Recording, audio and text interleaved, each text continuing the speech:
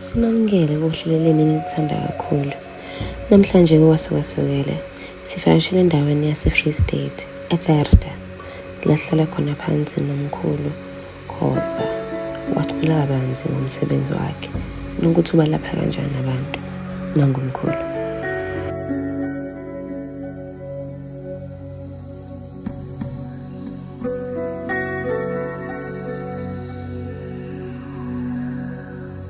Sanibonani babukeli emakhaya. Ukhoza lo endaweni yase-Free State. Bafethu ngiyanibingelela nonke emagumbini amanye umhlaba ubikelele nabakwa-TV ababuya kude KZN. Ngiyanibingelela kakhulu ngithi sanibonani nabo bonke Nkosi yami abagula abasebhedlela nabo ngithi hayi Nkosi izonisiza nzolulama basemajele bazophuma ngelilanga Nkosi izobasiza Nkosi yami baphume kule ndawo abakuzo. Namhlanje Nkosi yami nami ke ngibingelele lonke ilizwe ngomsebenzi nami engawuphiwa idlozi ngize ngihambe namhlanje ngize ngifikile lapha ngizokhona ukungena kwa-TV. Kulo msebenzi ke into engidume ngayo kakhulu imikhakha yona miningi ngidume ngayo kakhulu ngoba ngizobala nje ngithi caphu bese ngiyajika nami. Imikhakha engidume ngayo kakhulu lapha ngidume ngako ukwethwasisa nako kwelahla izilwane kubantu. Yizi izinto engidume ngazo ngamandla nokubethele ukwequpha kanjalo imizi yabantu uma bahlushwa yizi izilwane. Ngoba kakhulu uma kwenzakala ukuthi uyathwasa lapha ekwethwaseni kuhlukile kakhulu ngoba bakhona abanye bahamba bayekwethwaseni kanti bahlushwa yiyo lento phela eyisimo sesizwe noma lento kuthiwa yizilwane lezi.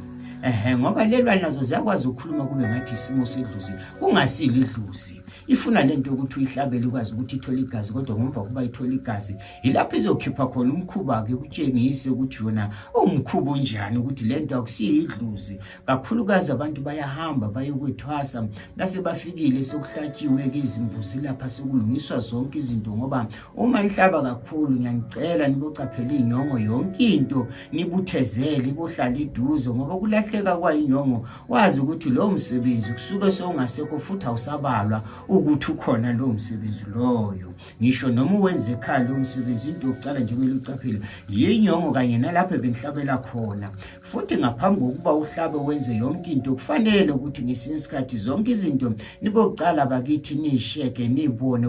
kubaziyo ukuthi lento esizoyenza kuyiyo noma kuyiso lesilwane ngoba lapho ekwethwaseni ke umuntu uyahamba ke akhonjiswe ayisize simbonise nenyanga okufanele ukuthi yomethwasisa nasembonile ke inyanga ukuthi amethwasise bese wahamba lo muntu akhona ashone kuyo lenyanga nakafika kuleyo nyanga afika athi uzokwethwasa inyanga emumukele athwase ithi ngomva kwaloko ithi nasokuhlatshiwe kuphelile kuthenya yonke into sagcokile zonke izinto ngoba ezingeke sidalulela la kwa-TV ezinye izinto niyazazi ke ezokuthwasisa zinjani ke asekaqedile ukugcoka athenya kube yilapho ke manje uzawucala khona umkhuba umuntu usenza izinto ke zingafanele okutshengisa kona ukuthi lo muntu bekanganadluzi bekade lo muntu aphethe izilwane noma yizo lezithunzi phela njengabantu ngoba abantu bayathitshulwa benziwe yonke into ke lapha ekwethwaseni khona umoya ubungoma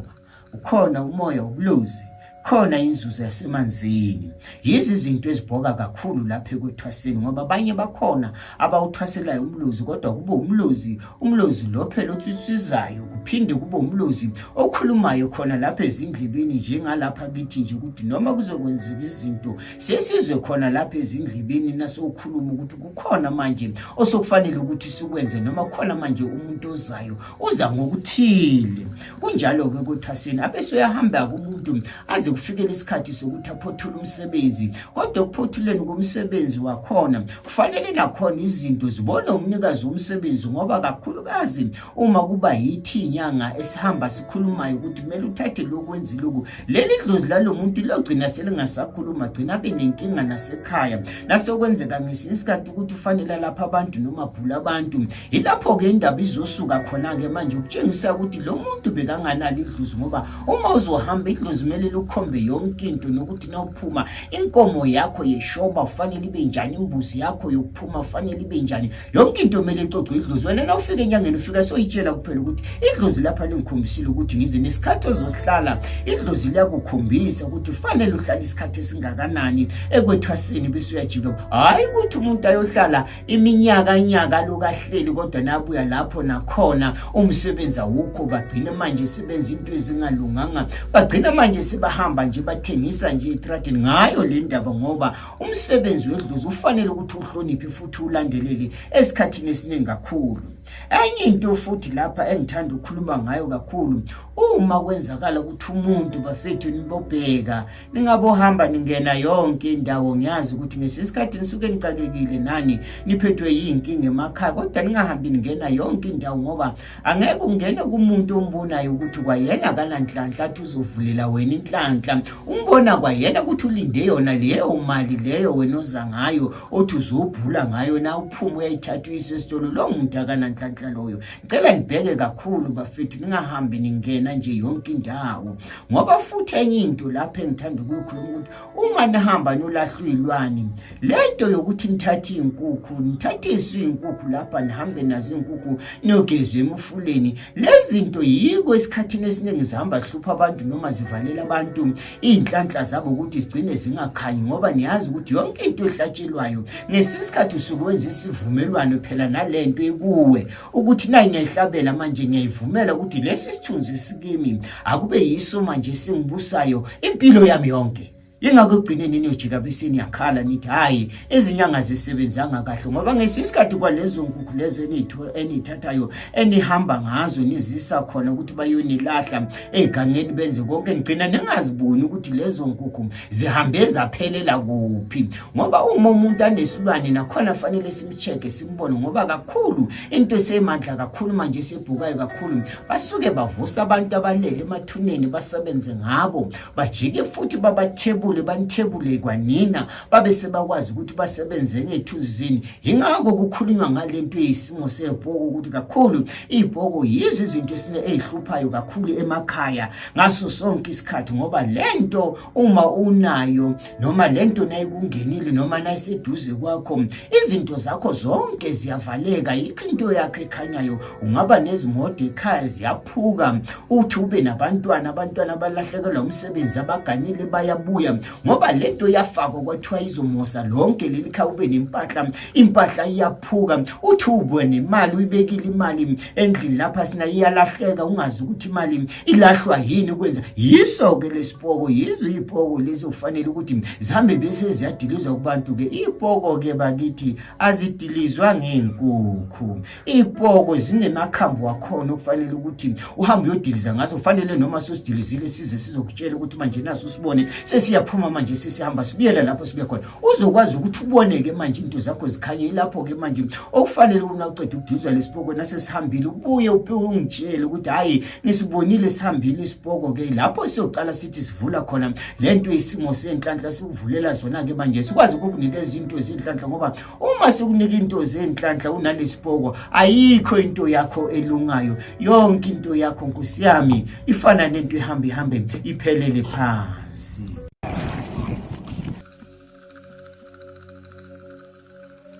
Siyithimba sivashile endaweni yaseFreda eFree State, la sihlangane khona namathwasa akwazi ukusixoxela kabanzi ngomsebenzi kaMkhulu Khoza. Nanka amathwasa. Nginibingelela nonke ekhaya kaBabukhoza. Ngingacala ukuba nedlozi 2011. Angiloku nginedlozi, ngiloku ngiphupha amanzi. Ngabe sengiyacela ukuthi cha emanzini ngiyasaba, ngoba angakaze ngibone umuntu ophuma emanzini kuleyo minyaka leyo. Kulokuya ngaphupha ngiya emchashi ekugcineni. Lapho kwathi la kumele ngifike khona bathi lapho ungangeni ufike uguqe, mara ngibona ubhuti oskral umfananyana nje bokumfana ngimphupha. ngabona nala ngiphupha khona la ngimele ngiye khona ngabona nasephupheni ukuthi la ngifika khona ngiyakhona ngafika khabo Gobela ngoba bangitshengisa bathi uzafika uguqe ukhulekela kuzavela ugogo wayembethe izila eziblue uyoza kukhombisa ukuthi kuphi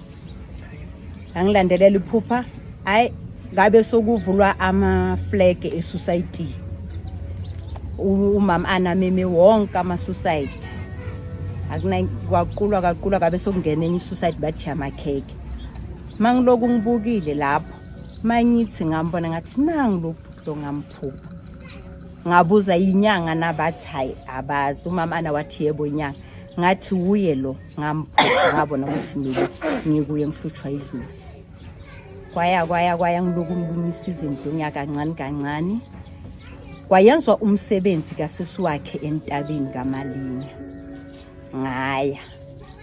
ithe mangifika khona laloku ngabona ngathi nangu lokude omela ngithwasisa hayi izinto zami zabe seziyakhanya ke kwaya ngalungisa ngaceda 2019 ngangena ephehlweni kaBabukhoza ngaphuma nge29 za November hayi ngaphuma ngiright kungananto lingisebenzelile idlozi lami nelaka Khoza hleli kaBabukhoza hlele kamnandi nabantwana bakhe ngana inkinga next hlele kamnandi ngathi sekhaya singabonisi nokuthi sephehlweni kungekho inkinga ithe ngoNovember nge30 za November nge2 za November lapho kwangena elinye ithwasana la ngithola lapho uMakhosi Maliphoto saba babili baba mnandi sazuqula sazi yonke into uBabukhoza wayesiphethe kahle namhlanje usasiphethe kahle sisesebantwana bakhe sisamhlonipha ngokuba zinhle izinto wasiyenzela zona ngabona impilo yami yaqhubeka nanamuhla isaqhubeka ngisaqhubekela phambili yiko ke ngakhona ngithi umsebenzi waBabukhoza wamkhulu uqhubekele phambili ngokuba usizile namhlanje usiza abantu abaningi yena umkhulu Khoza njengoba namhlanje nila nize kuyo uBabukhoza uyabonisa ukuthi umsebenzi wakhe uyanqumeka kakhulu umkhulu Khoza unamathwasana awu15 mina ngathi ngithwasana unumber 9 mangingaphosisi angabe ngikhuluma kahle yebo kulamathwasana wamkhulu kuna abadala esingabazi abanye siloku sihamba indlela nabo ngibonge kakhulu nakugogo umama wamkhulu Khoza oye wasiphatha kahle uye bakaloku asitatamisa kulendlela masiloku sihamba sitotoba naye nangu laqinga ugogo naye uzakhuluma ngokuthi wayesiphethe kanjani kamkhulu sihlele kahle nabantwana bakhe nabantwana bakubo yonke ifamily yakamkhulu Khoza beyisithanda namhlanje isasithanda nathi umkhulu Khoza namhlanje samthanda samhlonipha kuze kube kunaphakathi siloku simhlonipha nawe gogo siloku siyakuhlonipha njalo ngoba nawe wawusiphethe nje ubonisa ukuthi singabantwana bamntanakho nonke nawe mama Malinga siyaqhubeka nawe loku dadwethu asichubeni lendlela abomakhosi Masilepe bomakhosi Mamlangeni boMagadebe sibaningi abanye sebashona ngibonge kakhulu ukuba khona kusingathi ngalibusisa enenzi kahle ngiyabonga kakhulu la ekhaya yimi bengihlala la ekhaya ngibhekane namathwasa waBabukhoza ngoba wayephiwa amathwasa angabomama kwakungase angabobaba kwafunekala ukuthi kumele ukuthi ngihlale la kuze kuphumela amathwasa ngwagezisa intathakusa ngenza ngiphethe ithundu ngezikhathi zantambama Babukhoza makabuye emsebenzini wayethola wonke umsebenzi wakhe senguqedile and nami ngizibongele emadlozini wakakhoza bakamsuthu bakabandlukhulu ngibonge newakithi wakadlamini wakamthunga bakalokuthwala bakakhathiti bakakubheka bakamthembu bakamvelasi ngibabeke bonke babasisingathile nalabantwana bababukhoza babala ekhaya ke ngibonge nenhlonipho babanayo la ekhaya ngikhona nobabukhoza wayekhona kwazi kwafika isikhathi sokuthi babuyele emakhaya ngiyababonga kakhulu nogogo ukhona naye la ngomovo gogo Mlangeni naye waphehlela uyibabukhoza sahlala naye kukuhle kunje ukwanda kwaliwa mthakathi ngibingelele egameni lenkosi yethu uJesu Kristu ngithi angibonge lithuba ngitholayo ukufika kababukhoza mina ngibakuthola ngibuye endaweni yasemaplazini eMambane ukuthola ubabukhoza ngamthola ngilayelwa uSibali uMasilephe nginenkinga enkulu ebantwaneni nasekhaya lami ubabukhoza wangisiza ngamasuka ngamthatha la wayelungisa zonke inkinga ekhaya kuze kube manje ngilokhu ngizala kubabukhoza akakazi nje abe nenkinga nami noma kukhona la engithe ukutsheka khona uyangisukumisa ubabukhoza usiza abantu abaningi akusimina ngedwa ngihlale ngibathola la noma ngabe ngifonela ngo1 ebusuku akanqaba uyavuka avule silungise amaphutha bese ngihamba ngibonga kakhulu ngicela ukuthi uNkulunkulu amandisele emsebenzini wakhe angaphela amandla ngiyabonga Awu babukele emakhaya ngiphinde nginibingelele futhi nawo ukhoza lokhuluma endaweni yaseFreede eFree State indawo engikuyo leyo address engitholakala kuyo i3076 lapho ngihlala khona ke lapha ke Thembalihle Freede ngihlala kuleyo ndawo leyo into engidume ngayo kakhulu bakithi ngidume ngako kwethwasisa lokho ngiphinde ngidume ngako kwelahla lokho izilwane phinde futhi ngidume ngako lokho ukuthi ngihambe ngisiza abantu emakhaya abahlushwa yizizilwane lezi kuba sikwazi ukuthi sikhiphele izilwane zihambe abantu abahlushwa izimoto nabantu abahlushwa igibe kuba imoto zivalwe kuba zingathathwa igibe ngoba kakhulu kulesikhathi samanje siphila kuzo igibe ngisiziziningi kakhulu kodwa siyakwazi ukuthi sikunqande lokho sokuvale kanye futhi nalebe ngilo ngikhuluma ngilo ngisho ngithi neyo utshwala ke iseyikhona bakithi lizwe lonke liyakhala abantu bagcina sebalimele bagcina sebabulewe ngayo indaba yotshwala ukuthi phela yonke imali yahamba ithathwe isitshwaleni hawu likhona ikhambi uzoxhumana nami nje kuze lezi nombolo engizazibiza ukwazi ukuthi ungithole sikwazi ukuthi sixoxisane njengoba ngishilo kini ngathi angeke sidalule into eziningi zemithi lapha sizokhuluma nawe thina sibabili sikwazi ukuthi sixoxisane sibonisane kuyo yonke into ndani bese ngiyakutshela ukuthi ufike ngaliphilanga ngoba awukwazi ukuthevele nje watheleka ngoba uzongithola ngeke ngoba ngihlali kakhulu ekhaya ngumuntu obamba ngali nangapha manje yingako ngithanda ukuthi ngishiye le number kwabangifunayo bakwazi ukuthi bangithole kule number ethi 072 25 36670 and then ka WhatsApp ithi 074 3171940 Awu ke babukele emakhaya yizo ke inamba lezo ezame ngitholakala kuzo kanye futhi nokuthi uma phela ufuna nazo lezi zinhlanhla awu lezo sesidume kakhulu bakithi sesiloku sizibala nje sonke siloku sizibala ngoba nongena lokabala azikhona njengoba nizibona igroup lezi nazi zikhona namaphondo nawo akhona awu siyoxoxisana nawe nje kuphela naso ufikile kimi wangifonela wangitshela ukuthi uzawufika ufunani sikwazi ukuthi sixoxisane kodwa lapha ekhaya ke kakhulu angithwalisa abantu cha asithwalisi abantu asebenze ngento egazi la yokuhlatshela cha hayi leyo ke angisebenzi lapha sisebenza ngedluzi noma idluzi selidukile ekhaya siyalanda silibuyise silifake ekhaya kuze kwazi ukuthi ube isimo sidluzi elihle lenzukuhle hawo babukeli bami ngiyabonga nami kuko konke esengikukhulumile nani ke nizwile Nkosi yami inkosi ibe na umsebenzi lo wafika kahle ngoba lo msebenzi wafika ngokungenwa isimo saleli dlusi yathi nangenwe lesimo saleli dlusi ngahamba kakhulu esidi isikhathi ngilo ngifunana nesimo sabantu abangisizayo kodwa ke laze langithatha idlusi langiphosa kwabanye ngahamba ngafike ngasizakala thina sengisizakele sengifikile la ekhaya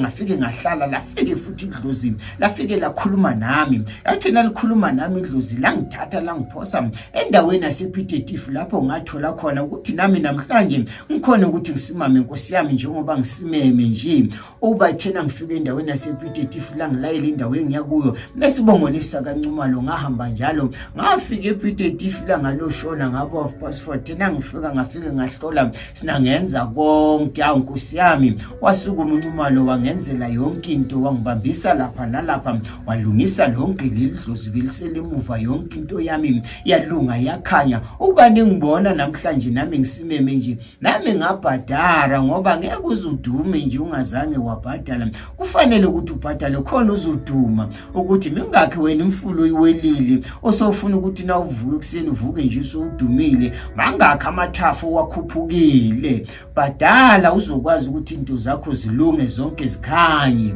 bonke nini zakithi into zama zikhanye zivuleke zonke. Angibingelele esizweni ngesonke ngudumisa lo kwenyanga ukwahola inyoka emandongweni stop uyabasiza abantu uyelapha kukhona lo ozothi nginenkinga yokungabathola abantwana siyamsiza kukhona ofuna izizwe ziyagaywa la ekhaya ziyotholakala amabutho ayagaywa la ekhaya ayatholakala zigubhu zenhlanhla yemali yomsebenzi yamabhizinisi imidonso sinayo la ekhaya abantu bayakwazi ukuphumelela nabo bebe nayo imali bakhona ukwenza izidingo zabo nabagulayo ke ngokwezifo ke ezahlukahlukene siyasiza abadinga ukubhulelwa kodwa okuwuhlahlulelwa ukuhlaziyelwa okumsuka wenkinga kumuntu bayasizakala abantu ngaphakathi kwaleli ekhaya abadingayo ke ukuxhumana nami noma bafuna ukufika kimi nawo amanamba ami abhaliwe la ngezansi akadumisi.